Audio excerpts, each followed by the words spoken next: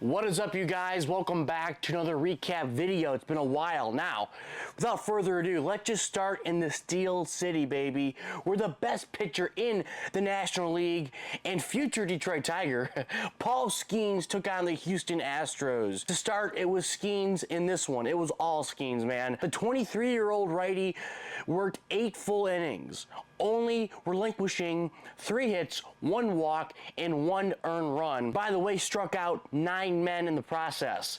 Now, unfortunately for Paul, he was truly on a deserted island all on his own because his offense gave him 0 run support last night, as the Pirates' offense only mustered 4 hits and was 0 for 4 with runners in scoring position against the Astros.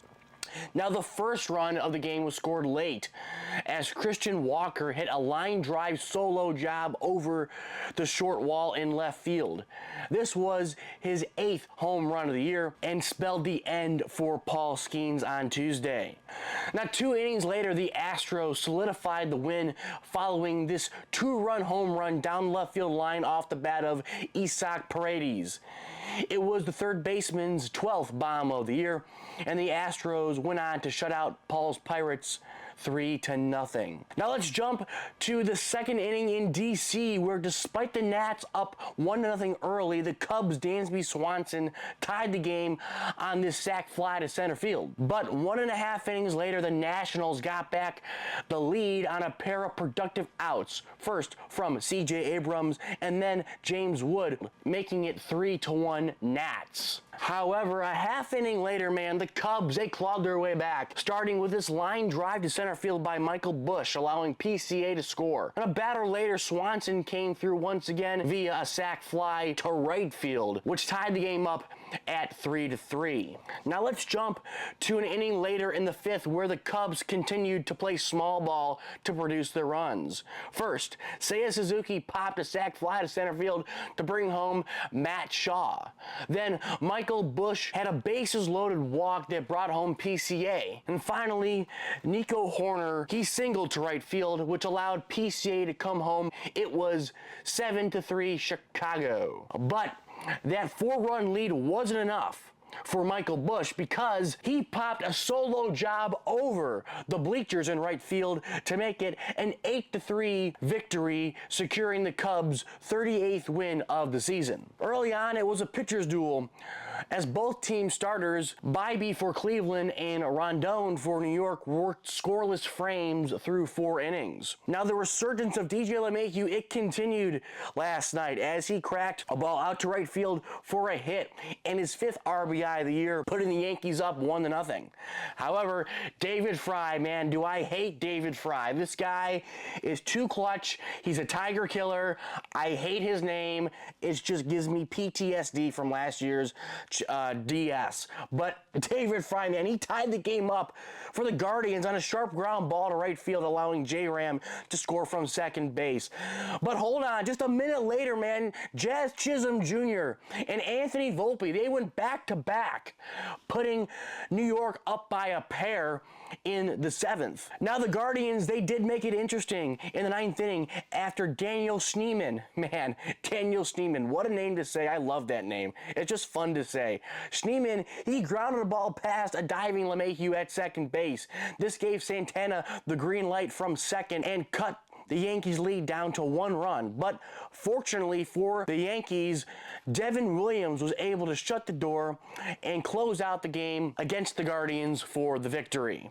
Now let's jump north of the border, as after getting swept by Milwaukee in their last series, Philadelphia pounced on Toronto early on in the 1st. To start things, Trey Turner cranked a 2-run shot the other way. Then Bryce Harper followed that up with a solo home run of his own to right field. Next, a pair of RBI knocks from Kepler and Stott gave the Phillies a 6-0 lead after just half an inning. Now let's jump to Toronto's half of the 5th, where David Schneider got the Jays off the schneid after popping a ball over the right field wall for a home run. Now, in the Phillies half of the eighth, Trey Turner, he popped his second home run of the night and his seventh of the season out to left field. This made it 8-1 Philadelphia.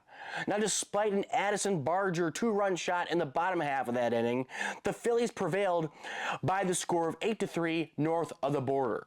Now, let's wrap things up in LA, where the first place Mets took on the first place Dodgers.